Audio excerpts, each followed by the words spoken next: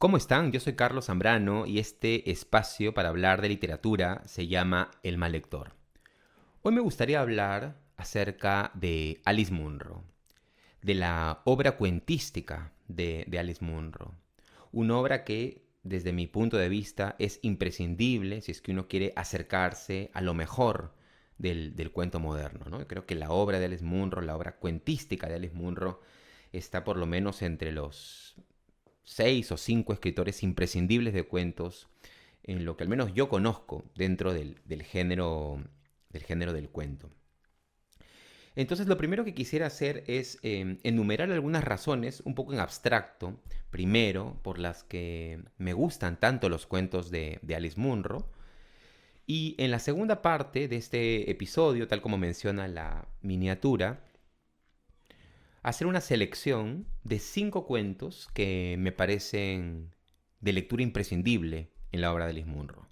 Por supuesto hay muchísimos más, no significa que los 5 que voy a elegir sean necesariamente los mejores de todos. Yo mismo no he leído todos los cuentos de Alice Munro, que ha publicado muchos libros de cuentos, pero por lo menos la lista que me propongo hacer, creo que tomará en cuenta 5 cuentos que son una muestra bastante locuaz de la calidad de su obra narrativa.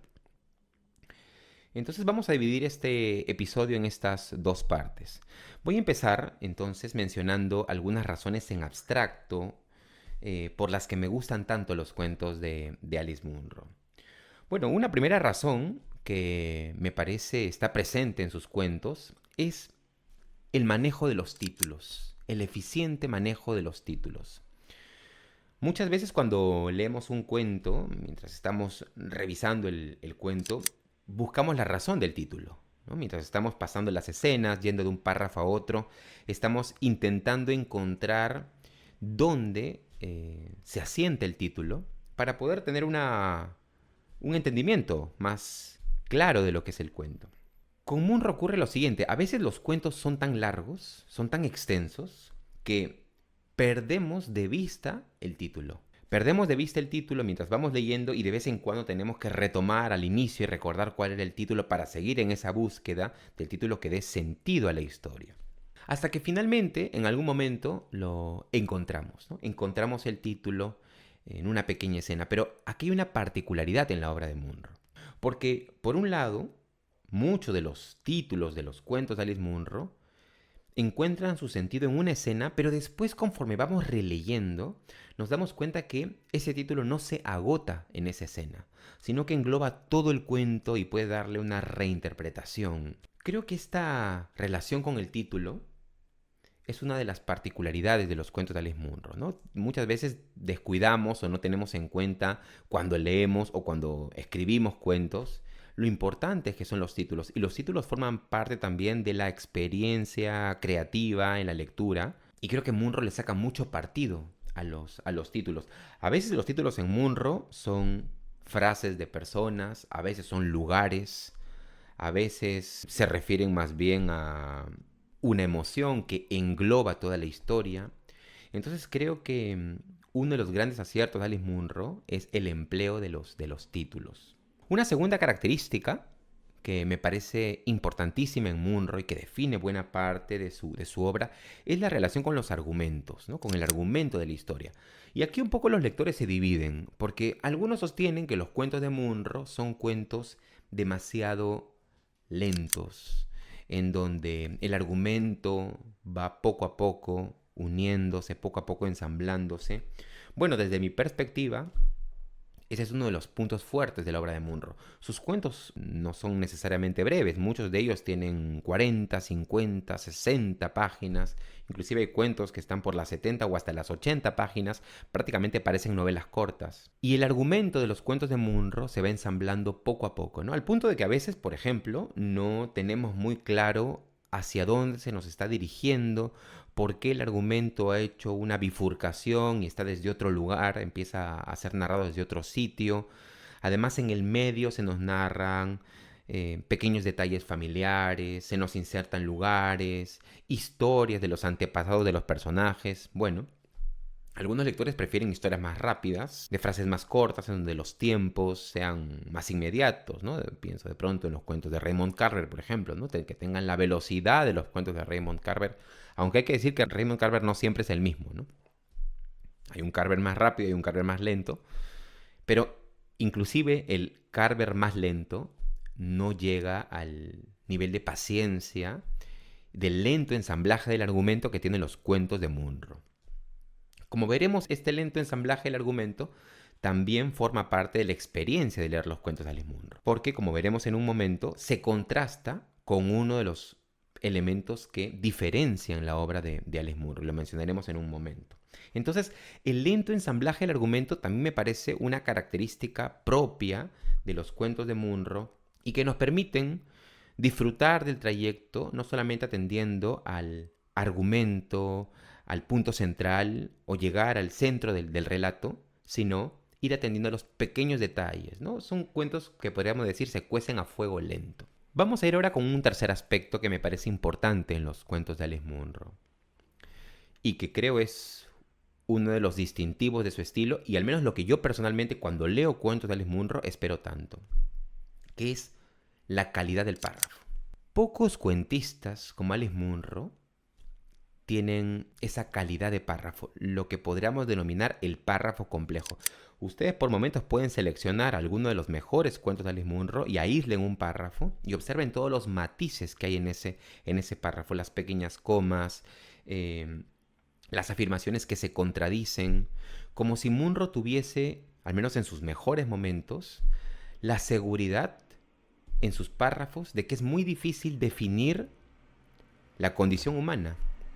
Por ejemplo, sus párrafos pueden ser complejos para describir los rasgos físicos de un personaje, una particular forma de belleza, una particular manera de dibujar en general el físico de las personas, una manera muy particular de describir la atmósfera de un pueblo, por ejemplo, la fachada de una casa, el interior de una casa.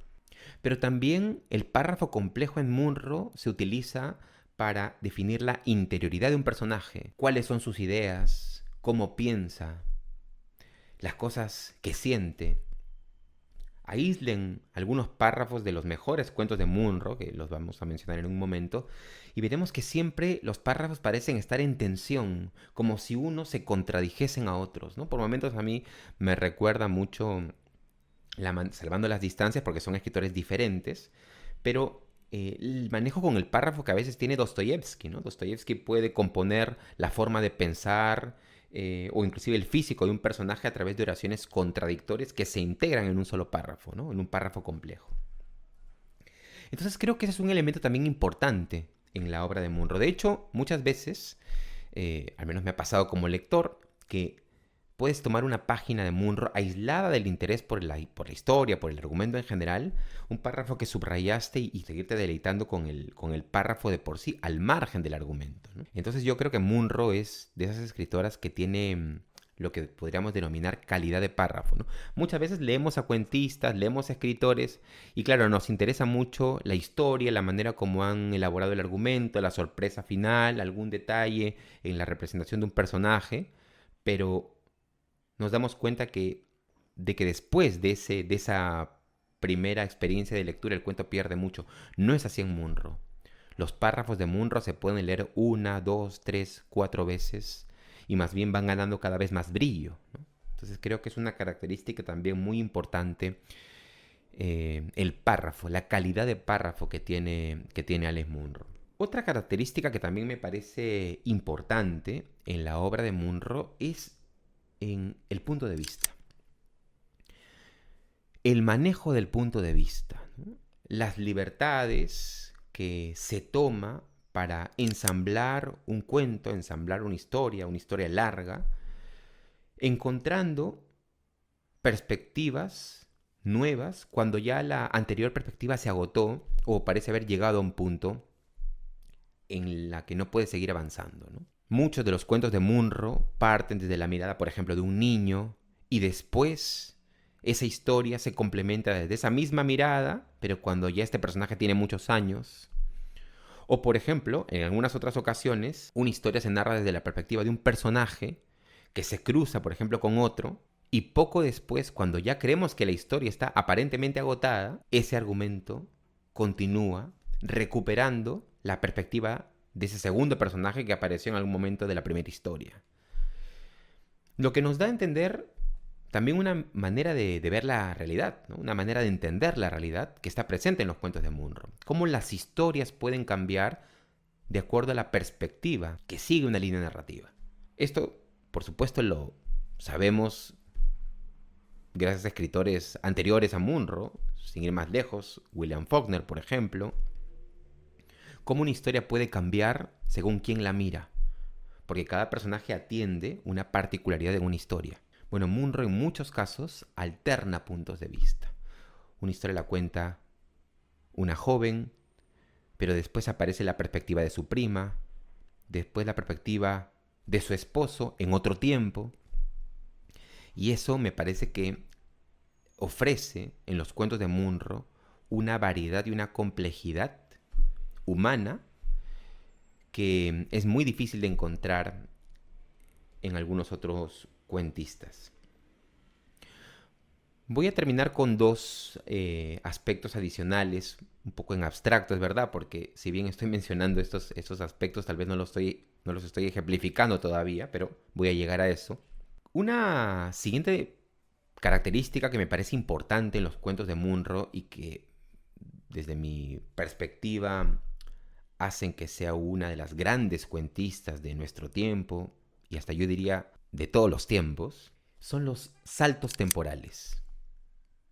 Además de variar la perspectiva, el punto de vista, como decíamos, ¿no? Una historia narrada desde diferentes puntos de vista, Munro además inserta dentro de sus cuentos, dentro de sus relatos, los saltos temporales, porque la perspectiva y la opinión sobre un hecho también cambian según el tiempo. Por supuesto, la mirada desde diferentes personajes y desde las perspectivas temporales son un poco difíciles de separar porque muchas veces en Munro trabajan en conjunto.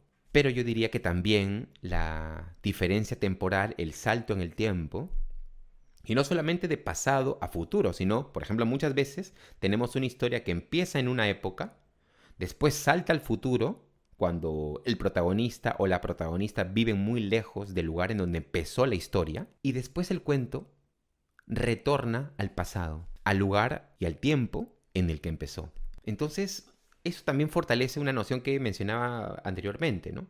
La plena conciencia que tiene Munro de que la realidad y las conclusiones que uno puede sacar acerca de la realidad o de una situación se complejizan, se multiplican, se enriquecen, se problematizan según quién mire y según en qué tiempo y en qué circunstancias lo mire.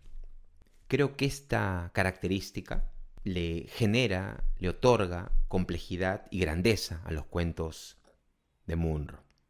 Y voy a terminar con un último aspecto, que es más bien temático, pero que también me parece central y hasta yo diría medianamente transversal a los cuentos de Alice Munro.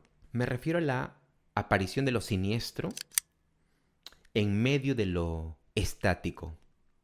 Ya he mencionado que los cuentos de Munro son un poco lentos en el ensamblaje de su argumento. Y por supuesto, esa lentitud muchas veces nos crea la impresión, nos puede crear la impresión inicial de que en los cuentos no va a ocurrir nada. Además, muchos de los cuentos de Munro transcurren, de hecho la gran mayoría, en territorios rurales, que pueden estar asociados a la tranquilidad, alejada del caos de los espacios urbanos. Muchos de los cuentos de Munro transcurren en pequeños pueblos, en las afueras de las capitales, de Ontario, de Ottawa. Pero de pronto, en medio de lo que aparentemente es estático, tranquilo, aparece lo siniestro. Y lo siniestro en su vertiente más oscura. Problemas familiares, lo siniestro en forma del peligro que está allí, cerca de ti, en el espacio de la familia, en el espacio de las amistades, aparece de pronto lo siniestro.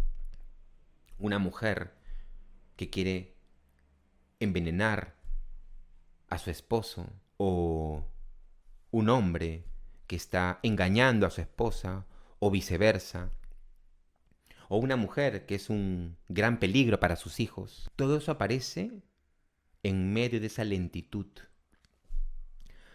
Pensaba un poco en el epígrafe de la novela de Bolaño, ¿no? Que lo toma de un poema de Baudelaire. En 2666 aparece esta relación entre el aburrimiento y el horror, ¿no? Un oasis de horror en medio de un desierto de aburrimiento, me parece que es la construcción, pero recordaba mucho esta frase, ¿no? A partir de los cuentos de Munro, porque en muchas ocasiones, en medio de lugares tranquilos, donde transcurre la cotidianidad de personajes, de pronto Munro libera lo siniestro. Y es un sacudón para los lectores. Y creo que es algo que esperamos frecuentemente de los cuentos de Munro, porque también es una característica transversal de sus cuentos. Entonces la aparición de lo siniestro, de lo oscuro, de lo peligroso, de lo terrible, aparece en algún momento, casi siempre, en medio de los cuentos aparentemente tan tranquilos, tan apacibles, de los personajes tan tranquilos y tan apacibles, de los cuentos de Munro. Dicho esto, mencionados estos elementos un poco, como hemos dicho, en abstracto, vamos a pasar a la recomendación de algunos cuentos en donde estos puntos, estas características aparecen. Frecuentemente cuando leo los cuentos de Alice Munro, cuando estoy revisando alguna de sus colecciones, de sus tantas colecciones de cuentos, más de 10 colecciones de cuentos, más de 10 libros de cuentos tiene Alice Munro, trato de encontrar los elementos que he ido enumerando. Y la mayoría de veces trabajan además en conjunto, ¿no? Los 6 elementos que he mencionado aparecen en conjunto o aparecen 5 en conjunto, ¿no? No son necesariamente excluyentes. Yo diría además que, solo para cerrar esta primera parte, que estos elementos que he ido enumerando conforman el estilo de Alice Munro, ¿no? Y cuando uno va entendiendo, como lector al menos, esas características que la diferencian, va desarrollando una relación de cercanía con sus historias, ¿no? Bueno, voy a iniciar entonces ahora la enumeración de algunos de los libros de cuentos, y más específicamente de los cuentos que integrarían una lista de mis cuentos imprescindibles. Pero voy a empezar con una pequeña trampa, porque hay 2 libros que no voy a mencionar, porque creo haberlos mencionado anteriormente, o por lo menos los cuentos que más me gustaban de esos libros. Me refiero a los libros Demasiada Felicidad del año 2009. Yo lo tengo aquí. Bueno, en este libro hay un cuento que me parece una obra maestra, ¿no? Una genialidad. Lo he leído ya varias veces y todas las veces en las que lo he leído me parece una obra maestra. No va a integrar mi lista, pero creo que si uno quiere conocer lo mejor que ha hecho Munro, definitivamente tiene que leer el cuento Dimensiones, ¿no? Yo tengo un episodio ya hace algunos años sobre este cuento Dimensiones, un cuento de aproximadamente unas 50 páginas, magistral. Bueno, Dimensiones. Y tampoco voy a integrar un cuento que pertenece a un libro que también me gusta mucho, que es El amor de una mujer generosa. El amor de una mujer generosa es un libro del año 1986 de Alice Munro, y en ese libro hay un cuento que me parece también una obra maestra. No lo he mencionado, me parece, en alguna ocasión anterior, que es Las niñas se quedan. Es el tipo de cuento, además, al igual que Dimensiones, en donde, bueno, ya empezamos un poco con los juegos a nivel de las técnicas en aislado de la primera parte, ¿no? Es de esos cuentos, tanto Dimensiones como Las niñas se quedan, que uno lo cierra, termina de leer el cuento, con la seguridad de que no ha comprendido todo y de que lo va a leer, lo tiene que leer una, dos, tres veces más para entenderlo, pero al menos lo primero que comprendió en esos cuentos, a uno lo lleva al título, a la primera página, y ahí se da un golpe adicional.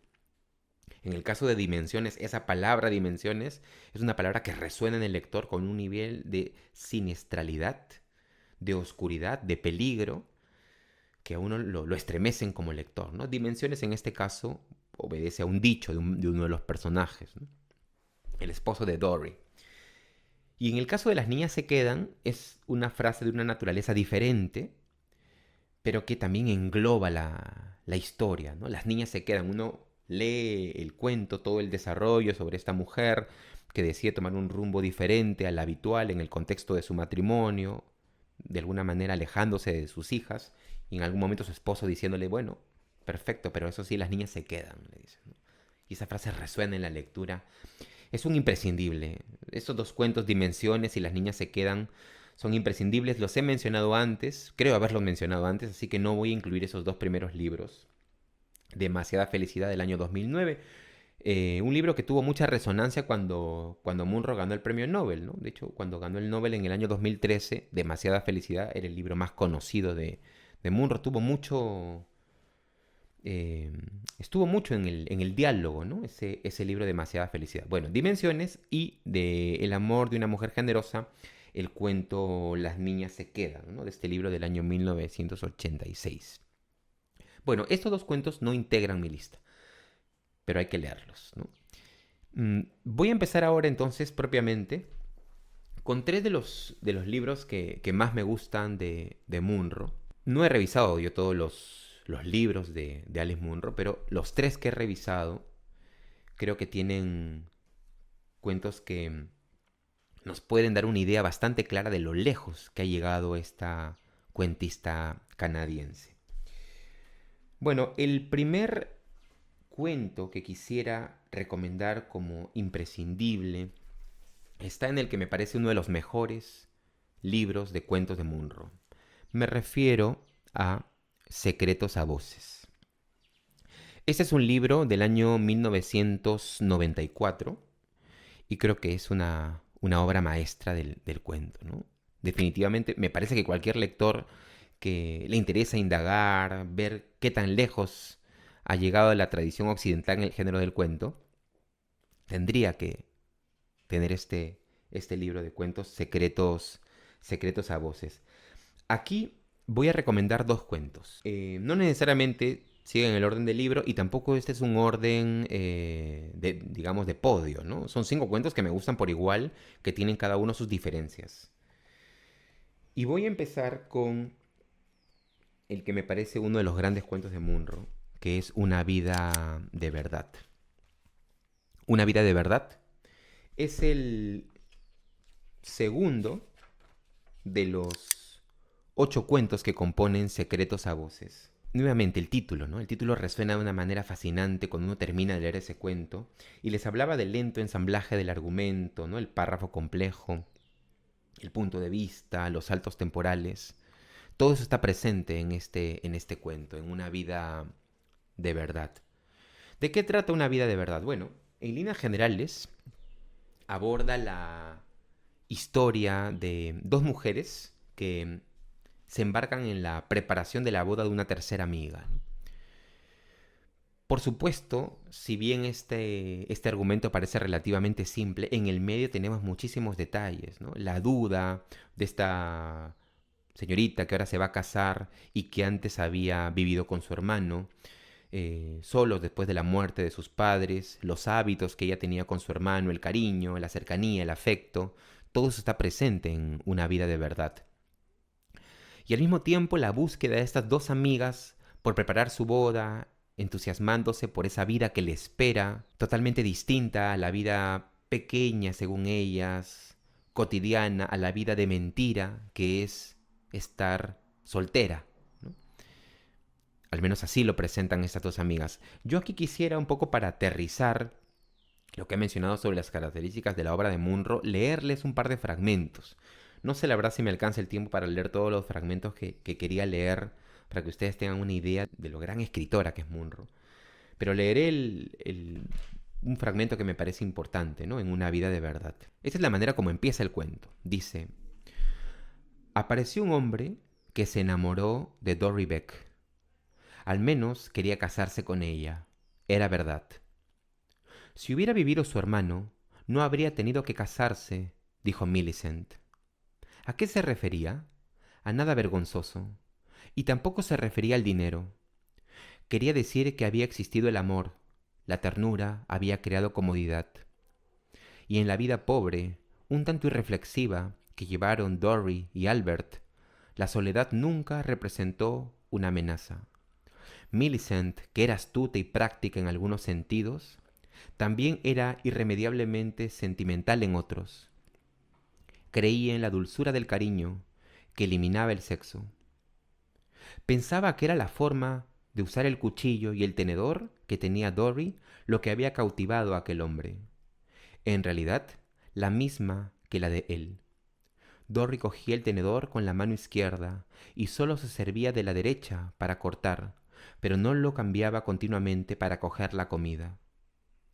Eso se debía a que había estado en la escuela Whitby para señoritas cuando era joven, el último recurso del dinero de los Beck. Otra cosa que había aprendido era una caligrafía preciosa, y ese factor también podría haber contribuido, porque después de conocerse toda su relación, se desarrolló por carta. Bueno, fíjense ustedes el nivel de detalle que podemos encontrar en este párrafo, ¿no? La manera como la protagonista toma el tenedor, su tipo de letra, la relación que tiene con su hermana. Por eso creo que Munro es una escritora que tiene esto que también lo vemos en Chekhov, ¿no? Que es la mirada, el saber mirar allí donde otros no ven nada. Esta escritora ve que hay algo que vale la pena contar, hábitos que diferencian, que particularizan a una persona y que le dan vida y que le dan fuerza en la narración, ¿no? Bueno, voy a cerrar esta primera recomendación leyendo un párrafo ya de la parte final, porque este cuento desarrolla la historia de una joven y toda, digamos, la peripecia de la preparación de su boda por parte de sus dos amigas.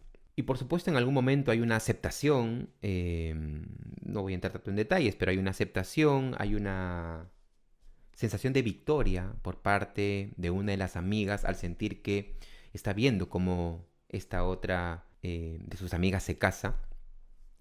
Y hay un momento en el que la casa se queda como solitaria, porque ella ya ha viajado a casarse y entonces esta amiga, después de preparar su boda, siempre ve la casa.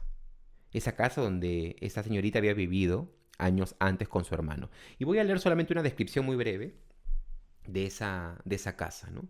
Dice, la casa ni se vendió ni se alquiló, tampoco la derribaron, y estaba tan bien construida que no podía venirse abajo fácilmente. Podía mantenerse en pie años y seguir al menos presentable. Entre los ladrillos puede desparramarse todo un árbol de grietas, pero el muro no se viene abajo. Los marcos de las ventanas pueden atascarse, pero la ventana no se derrumba. Las puertas estaban cerradas con llave, pero probablemente los niños se colaban y escribían cosas en las paredes y destrozaban la vajilla que había dejado Dory. Millicent nunca entró. Había algo que Dory y Albert hacían juntos y que después Dory hacía sola. Debió de empezar cuando los dos eran pequeños. Todos los años, en otoño, recogían, y después, solo Dory, todas las nueces que se habían caído de los árboles. Iban haciéndolo poco a poco, recogiendo cada vez menos, hasta que prácticamente tenían la certeza de haber recogido la última nuez, o poco menos. Después las contaban y escribían el total en una pared del sótano, el día, el año, la cantidad. Una vez recogidas, las nueces no se utilizaban para nada. Las tiraban al borde del prado y allí se pudrían. Bueno, yo podría seguir leyendo muchos párrafos de este primer cuento, pero es una primera recomendación, ¿no? Un imprescindible desde mi punto de vista de los cuentos de Alice Munro, el que aparece en Secretos a Voces. Y también de este libro, de Secretos a Voces, procede el segundo cuento que quisiera recomendar. El segundo cuento que quisiera recomendar es el primero de los cuentos de este libro. Me refiero al cuento Entusiasmo. Este es el primero de los 8 cuentos que integran Secretos a Voces y es el cuento Entusiasmo. ¿De qué trata este cuento? Bueno, asistimos a un cuento que en realidad transcurre a lo largo de muchos años y cuyo centro es la correspondencia entre una joven bibliotecaria en un pequeño pueblo de Canadá y un soldado en el contexto de la Primera Guerra Mundial, me parece. Bueno, las cartas en las que ellos van revelando sus sentimientos, su formación, en las que se hablan acerca de sus familias. Lo particular de este cuento es que ellos nunca se ven personalmente, sino que a partir de precisamente el entusiasmo por lo desconocido, por la persona desconocida, se van escribiendo, van liberando las capas de su personalidad, sus propias historias. Y este es el inicio del cuento.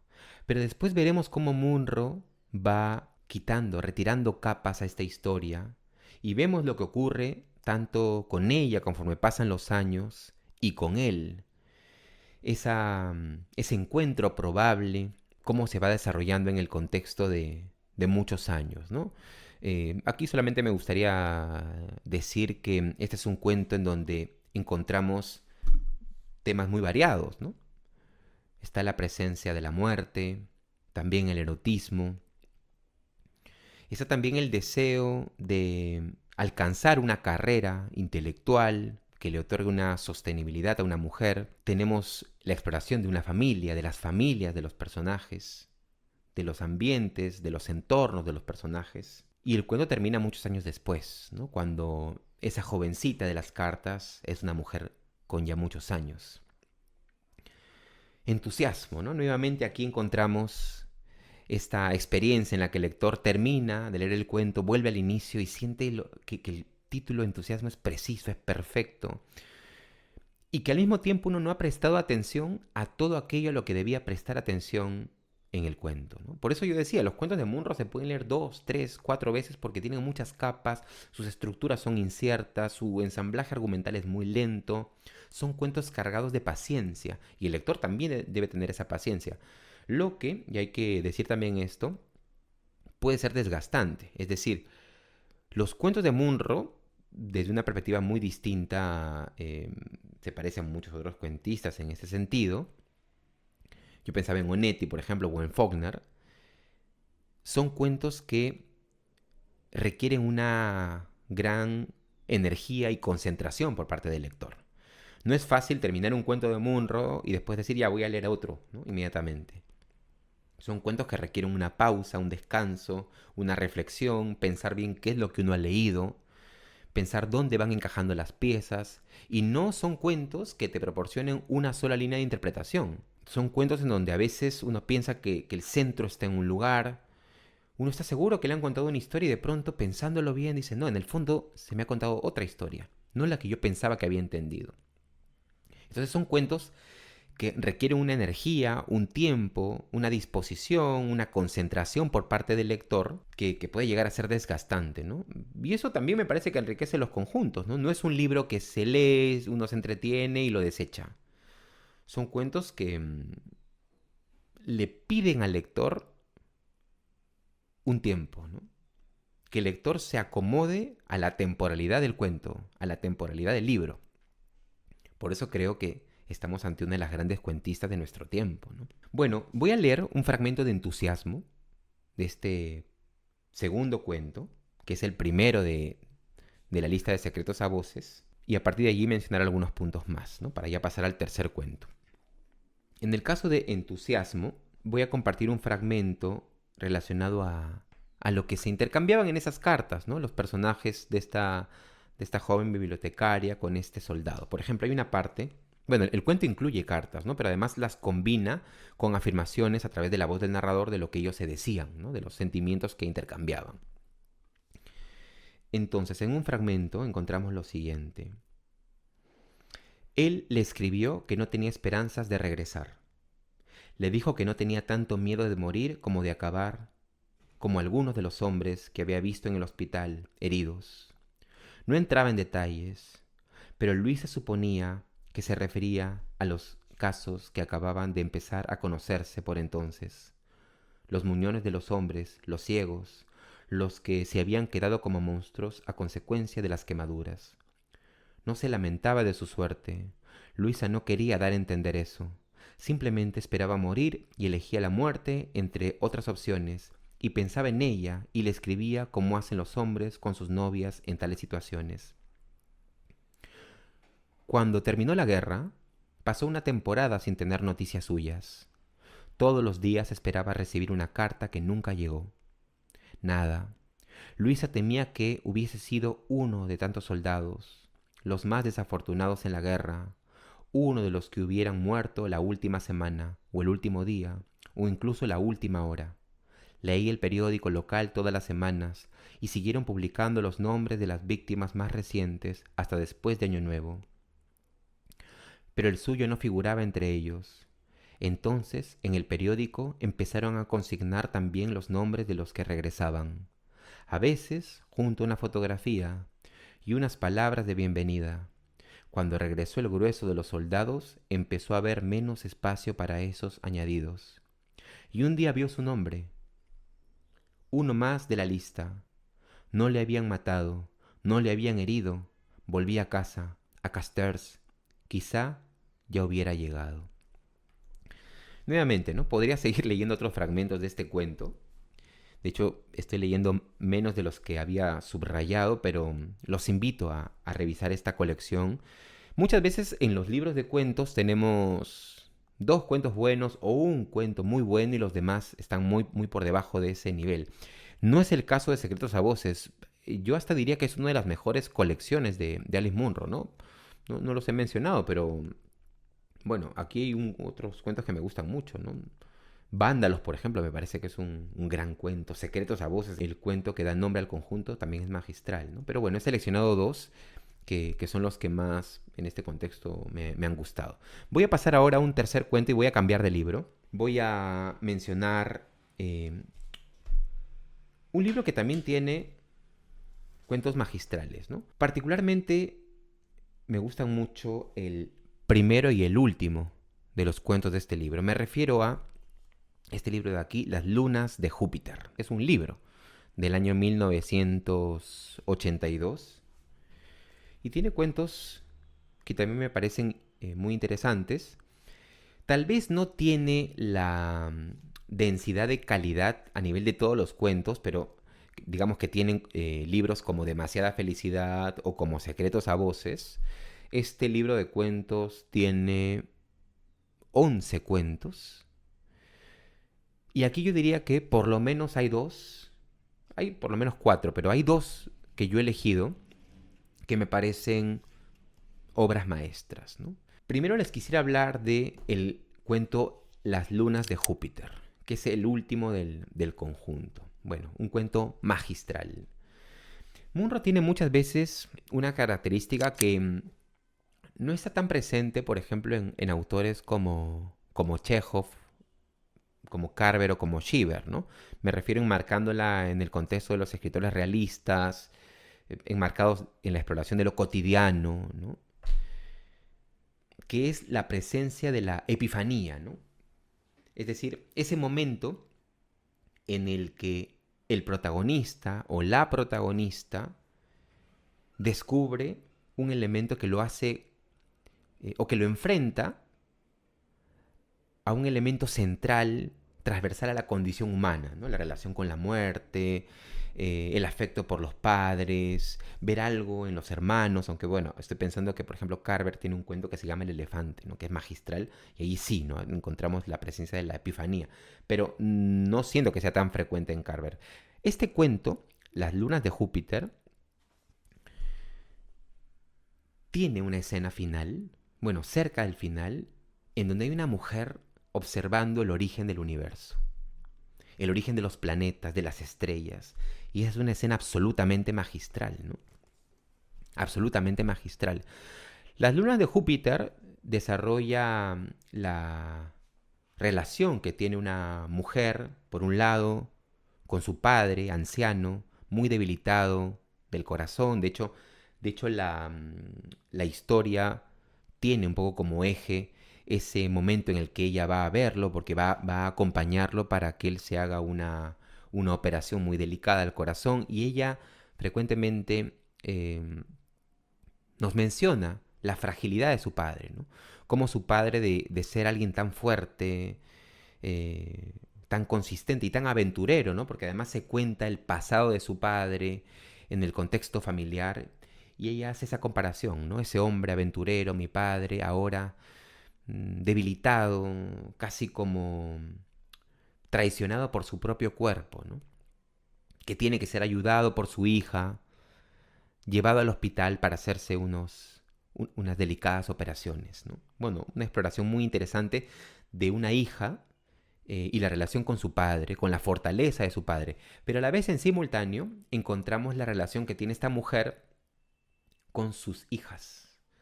Hay una hija que se ha alejado, hay otra hija que es más cercana, entonces es un cuento muy completo, ¿no? Porque presenta las relaciones familiares, la relación con los padres, la relación con los hijos, y tiene una escena, como decía, una escena epifánica en un planetario, que cada uno la puede interpretar, pero es conmovedora, ¿no? Estos cuentos, al menos Las lunas de Júpiter, personalmente es un cuento que me conmovió eh, por esa escena en contacto con el origen, con el surgimiento del universo y cómo se ve en esa perspectiva, desde esa perspectiva, los minúsculos, los pequeños y los infinitamente repetibles que son los dilemas humanos, ¿no? Encarnados en una persona o en otra a lo largo de la historia, en el contexto del surgimiento del universo. Bueno, voy a leer un fragmento corto de Las lunas de Júpiter, en donde me parece se puede observar algunos de los puntos que mencionaba en la primera parte, ¿no? El manejo del título, el lento ensamblaje del argumento, el párrafo complejo, el punto de vista, los saltos en el tiempo. Aquí no aparece lo siniestro, como en otros cuentos, pero como decía, ¿no? 4, 5, 3 aspectos suelen aparecer en simultáneo y enriquecen los cuentos de Munro. Bueno, leo un fragmento de este tercer cuento, Las lunas de Júpiter.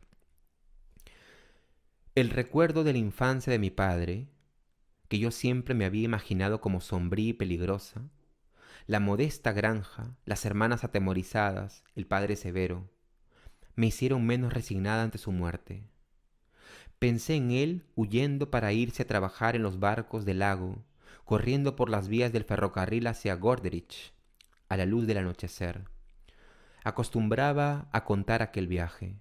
En algún lugar de la vía encontré un membrillo. Los membrillos son raros en nuestra zona del país. De hecho, no he visto nunca ninguno, ni siquiera el que encontró a mi padre, aunque una vez nos llevó de excursión para ir a buscarlo. Pensó que conocía el cruce cerca del que estaba, pero no pudimos encontrarlo. No pudo comer el fruto, desde luego, pero quedó impresionado por su existencia. Le hizo pensar que había llegado a una nueva parte del mundo. El muchacho fugado, el superviviente, un anciano atrapado aquí por su corazón estropeado. Yo no buscaba estos pensamientos, no me importaba pensar en su personalidad de joven, incluso su torso desnudo, fornido y blanco, tenía el cuerpo de un trabajador de su generación, raramente expuesto al sol, era un peligro para mí, parecía tan fuerte y joven, el cuello arrugado, las manos y los brazos manchados por la edad, la estrecha y comedida cabeza, con su pelo fino y canoso, y su bigote, se parecían más a lo que yo estaba acostumbrada. ¿Y para qué quiero que me operen?, decía mi padre razonablemente. Piensa en el riesgo a mi edad. ¿Y para qué? Unos cuantos años como máximo. Creo que lo mejor que puedo hacer es irme a casa y tomármelo con calma. Rendirme con elegancia.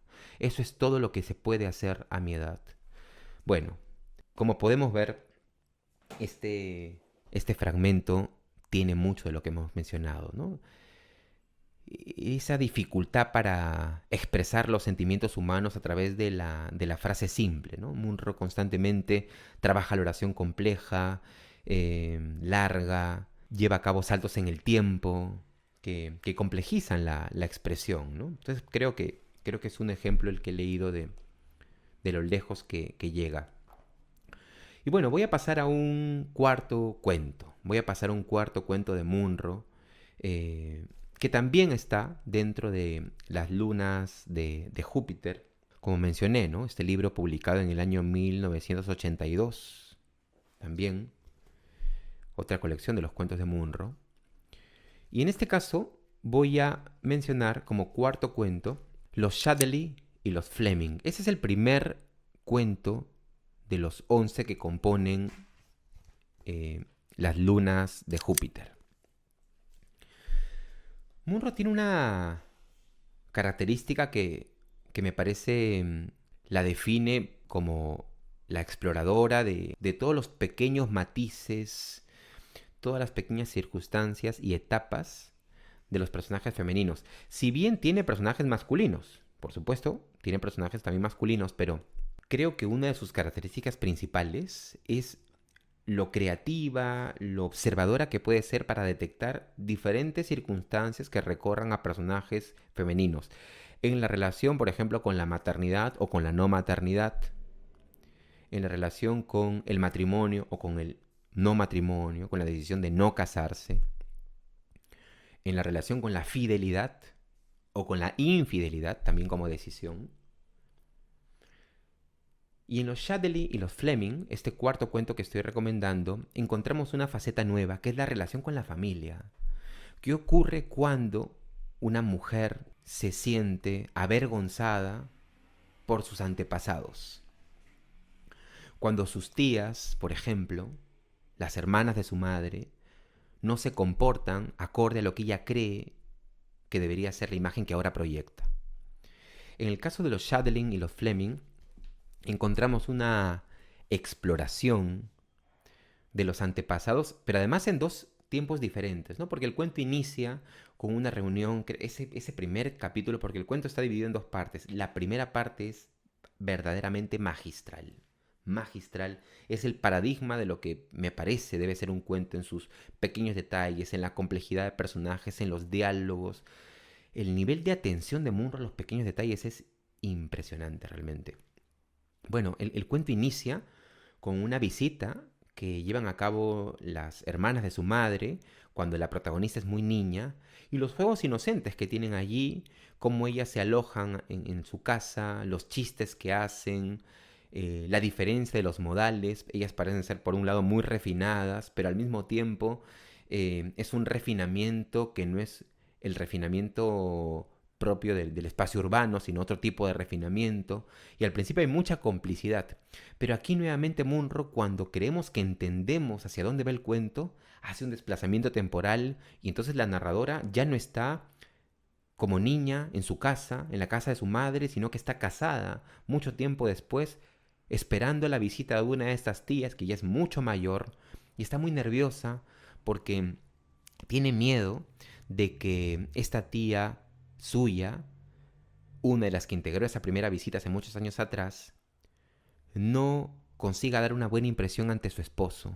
Un esposo que parece constantemente sacarle en cara, aunque de manera muy sutil, que ella es una mujer pueblerina. Bueno, la protagonista, la narradora, se esfuerza de alguna manera por demostrarle que sí, que es una mujer que tiene lo que se podría denominar clase, modales, cercanía con el espacio urbano y tiene temor de que esta tía la deje mal.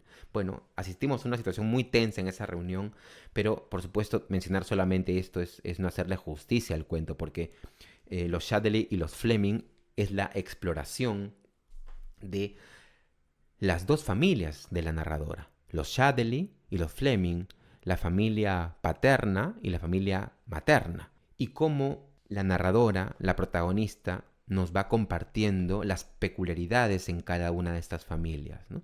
Y cómo esa singularidad, el hecho de que cada una sea particular, enlaza a sus familias paterna y materna.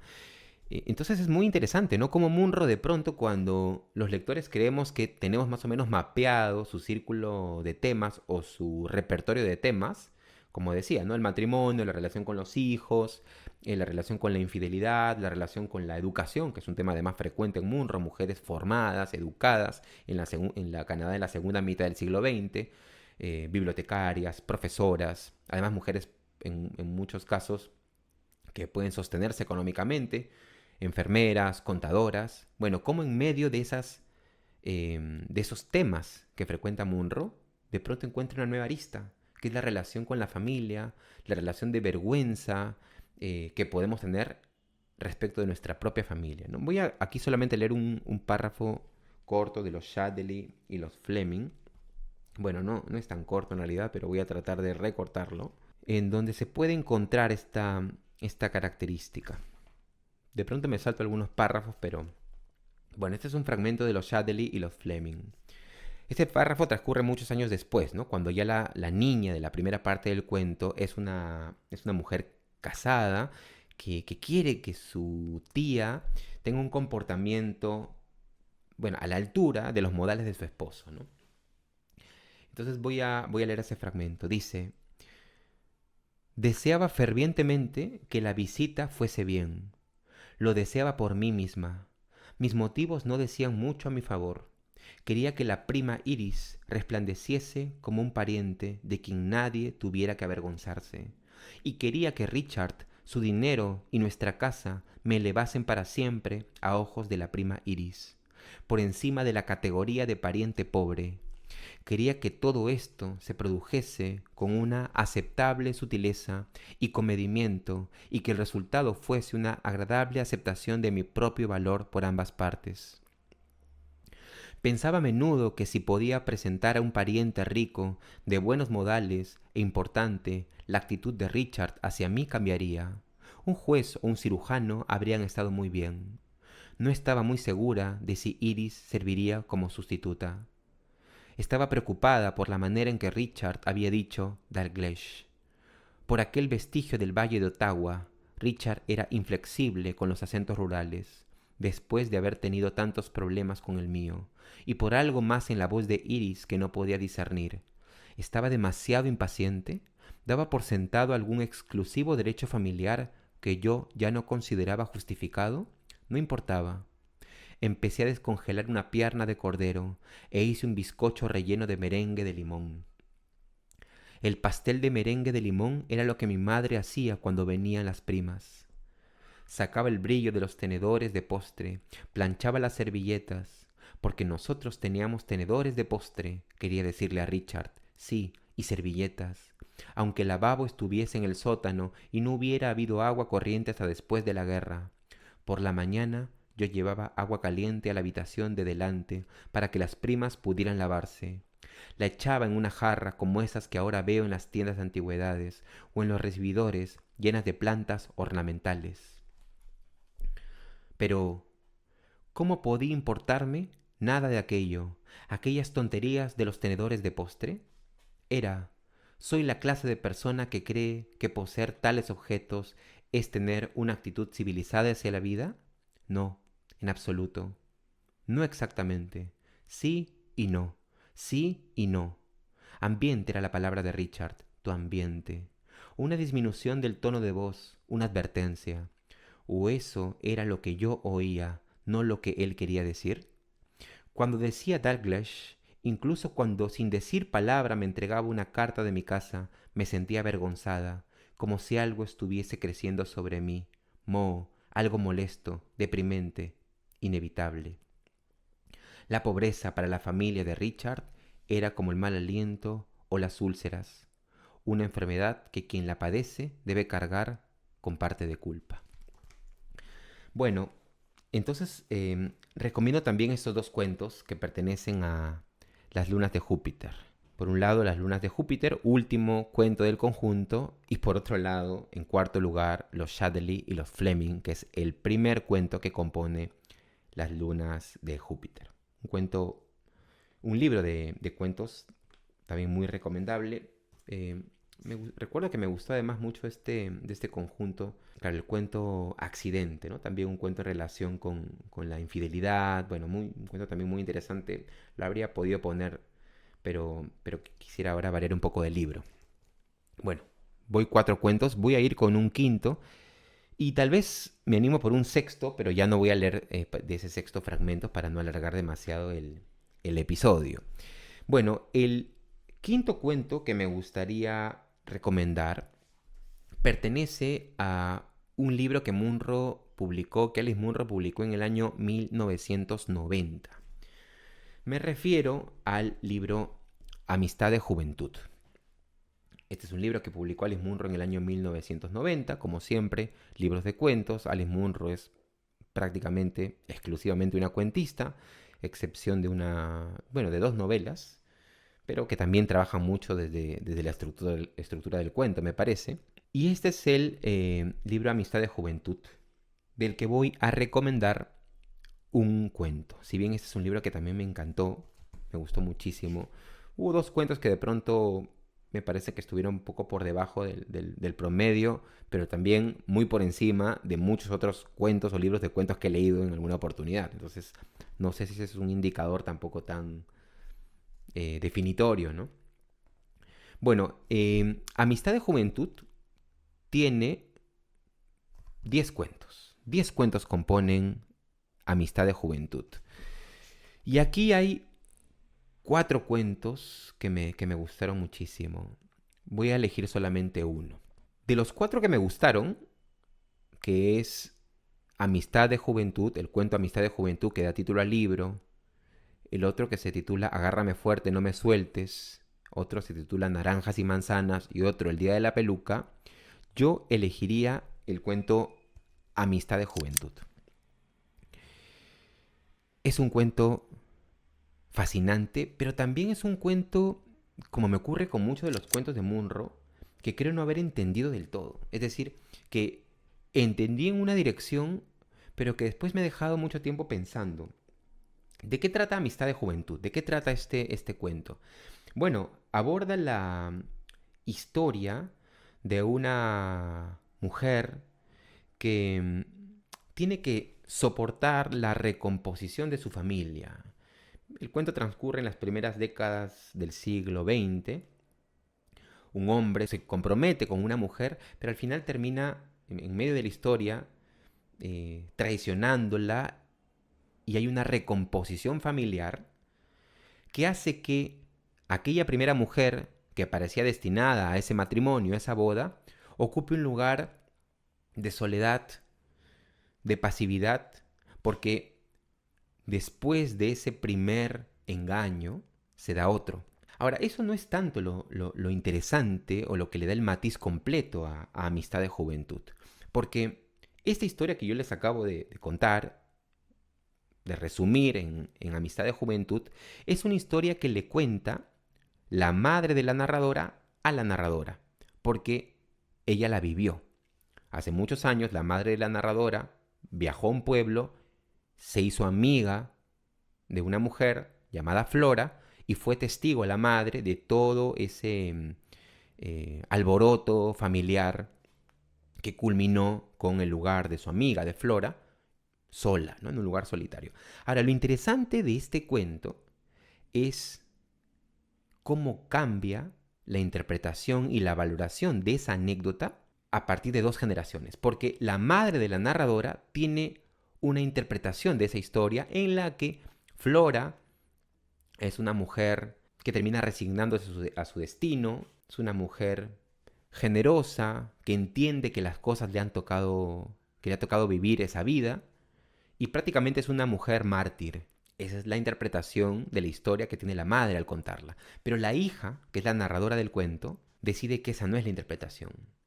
Y que ha habido lugares, y aquí yo diría que juega mucho también el aspecto de lo generacional, ¿no? La generación de la hija no interpreta de igual manera la historia tal y como la cuenta la madre. De hecho, la hija empieza a encontrar lugares, por ejemplo, que la madre ha callado. Y ese hombre, por ejemplo, ¿por qué la madre nunca habla de ese hombre? De sus decisiones. ¿Por qué nunca le otorga un lugar de mayor responsabilidad? ¿No? La madre calla ese espacio. La hija recupera ese espacio. Y esta mujer, Flora, que es la que se queda sola como una mártir, ¿realmente es una mártir? ¿Realmente tiene ese lugar? ¿O hay algún tipo de oscuridad o de aspecto siniestro en el lugar que ella ocupa en esa historia? Bueno, es una historia compleja, como muchas de las historias de Munro, pero Amistad de Juventud es realmente uno de los cuentos memorables, imprescindibles de este libro. Ahora, yo lo que quería decir en relación con este cuento es que por momentos tengo la impresión de que hay algo más.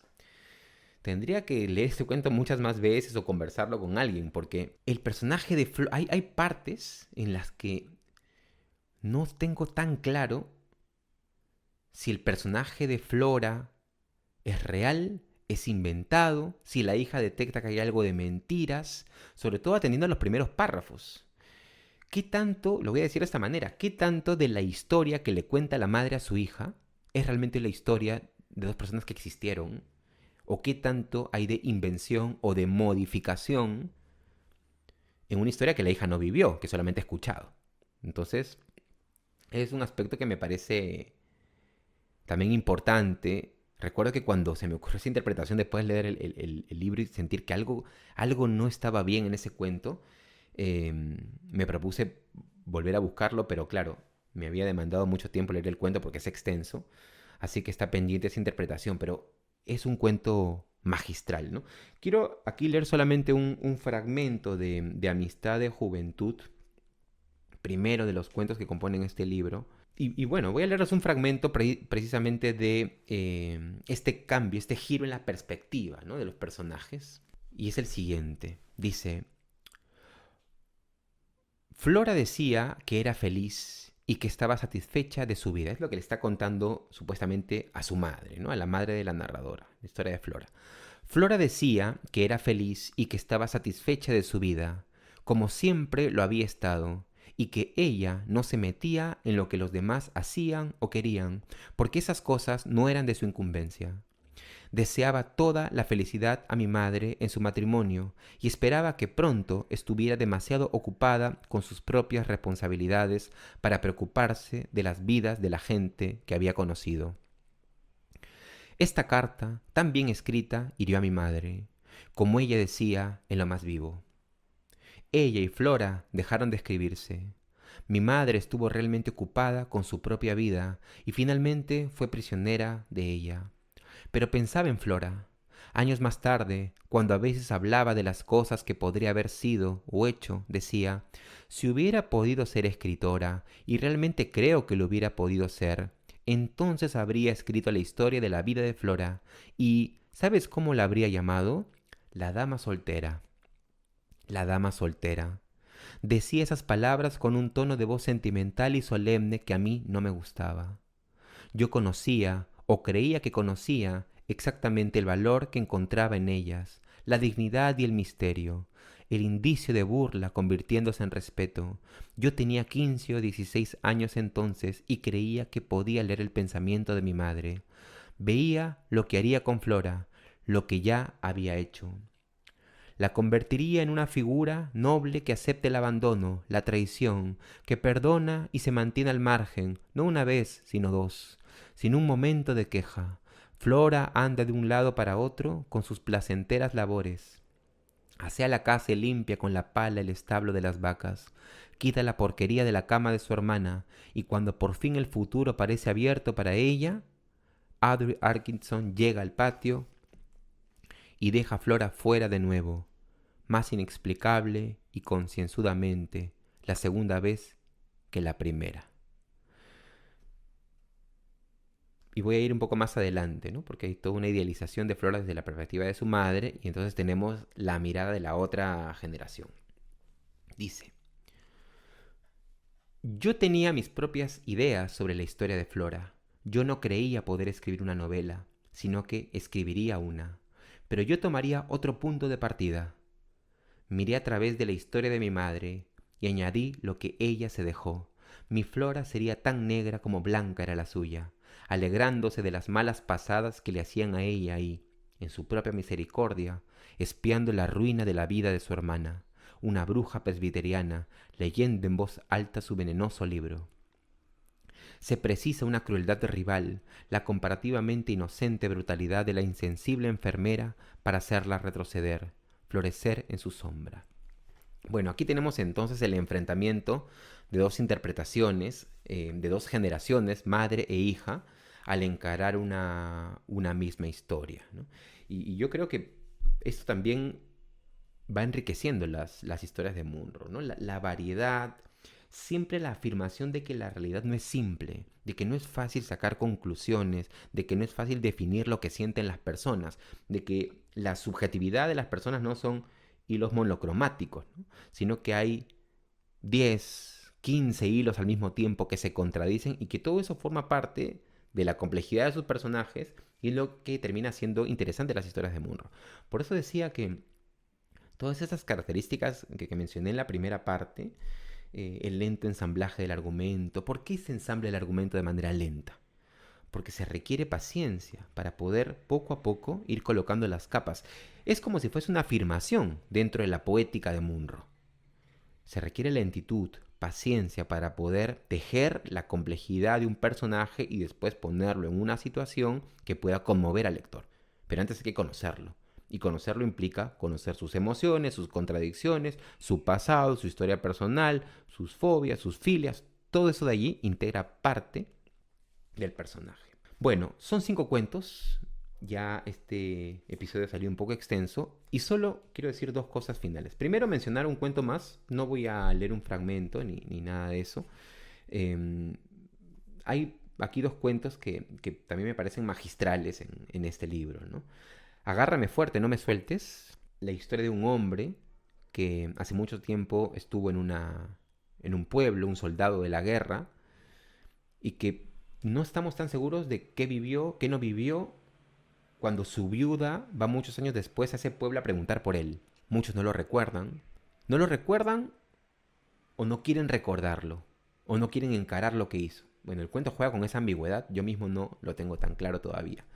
Y el otro cuento es Naranjas y Manzanas, que es un cuento sobre el matrimonio, las grietas del matrimonio, la fragilidad de una pareja y también la necesidad de olvidar determinadas ofensas, terribles ofensas, en el contexto del matrimonio, ¿no? Naranjas y Manzanas. Bueno, estos 2 cuentos también me parecen magistrales. He elegido Amistad de Juventud, pero habría podido elegir cualquiera de estos 2. Y habría podido tal vez elegir algunos otros cuentos, pero creo que con esta lista de 5 cuentos, algunos adicionales, los lectores tienen una muestra bastante completa de las grandes capacidades como narradora de Alice Munro. Lo reitero, creo que estamos ante una de las grandes cuentistas de nuestro tiempo. En ese podio en el que de pronto, a nivel personal, yo colocaría a Chekhov, a Borges, es decir, los escritores de los que hay que tener los cuentos completos, porque nunca van a decepcionar. Hay cuentistas que tienen grandes obras maestras, pero aisladas. 2, 3, 4, 5 historias y las demás decaen un poco. Pero hay escritores en donde la mirada es frecuente, ¿no?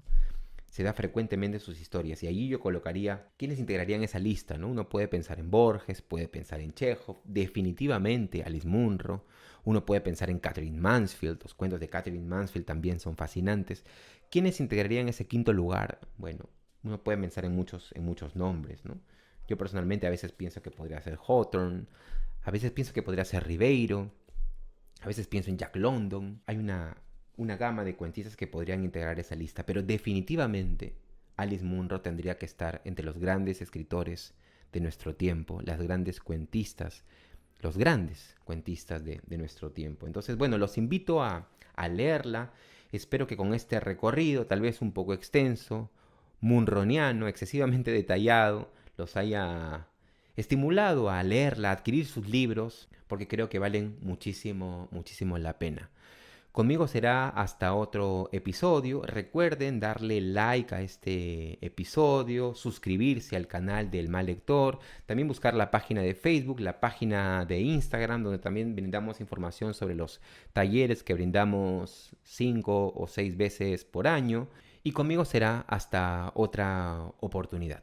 Yo soy Carlos Zambrano y esto fue El Mal Lector.